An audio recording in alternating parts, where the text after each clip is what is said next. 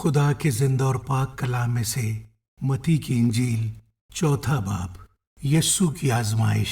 اس وقت روح یسوع کو جنگل میں لے گیا تاکہ ابلیس سے آزمایا جائے، اور 40 دن اور 40 رات فاقہ کر کے آخر کو اسے بھوک لگی، اور آزمانے والے نے پاس آ کر اس سے کہا، اگر تو خدا کا بیٹا ہے تو فرما کہ یہ پتھر روٹیاں بن جائیں۔ اس نے جواب میں کہا، لکھا ہے کہ آدمی صرف روٹی ہی سے جیتا نہ رہے گا بلکہ ہر بات سے جو خدا کے منہ سے نکلتی ہے۔ تب ابلیس اسے مقدس شہر میں لے گیا اور ہیکل کے کنگرے پر کھڑا کر کے اس سے کہا کہ اگر تو خدا کا بیٹا ہے تو اپنے تئیں نیچے گرا دے، کیونکہ لکھا ہے کہ وہ تیری بابت اپنے فرشتوں کو حکم دے گا اور وہ تجھے ہاتھوں پر اٹھا لیں گے، ایسا نہ ہو کہ تیرے پاؤں کو پتھر سے ٹھیس لگے۔ یسوع نے اس سے کہا، یہ بھی لکھا ہے کہ تو خداوند اپنے خدا کی آزمائش نہ کر۔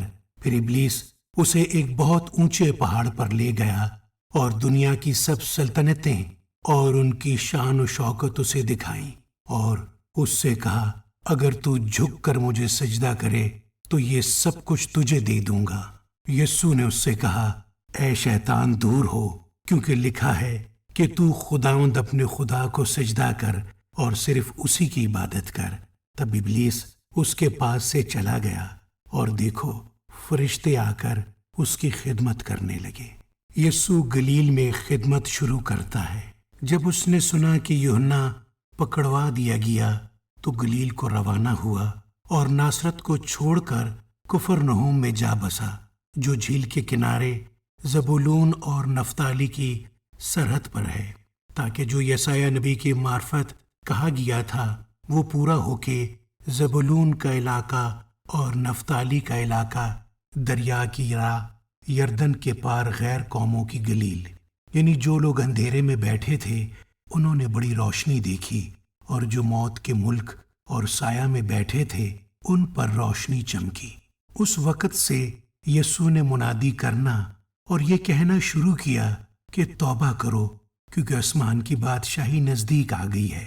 اور اس نے گلیل کی جھیل کے کنارے پھرتے ہوئے 2 بھائیوں یعنی شمعون کو، جو پطرس کہلاتا ہے، اور اس کے بھائی اندریاس کو جھیل میں جال ڈالتے دیکھا، کیونکہ وہ ماہی گیر تھے، اور ان سے کہا، میرے پیچھے چلے آؤ تو میں تم کو آدمگیر بناؤں گا۔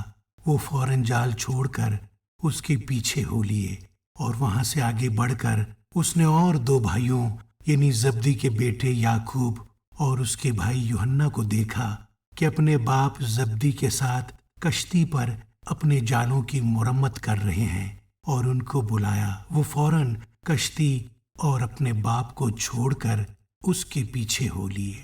شفا کے بارے میں یسوع کی تعلیم۔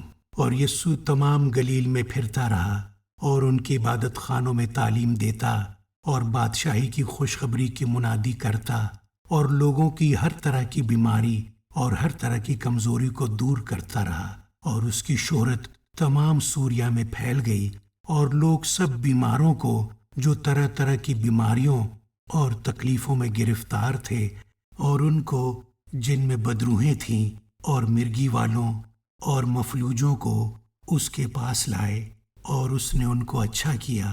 اور گلیل اور دکوپولس اور یروشلم اور یہودیا اور یردن کے پار سے بڑی بھیڑ اس کے پیچھے ہو لی۔ آمین۔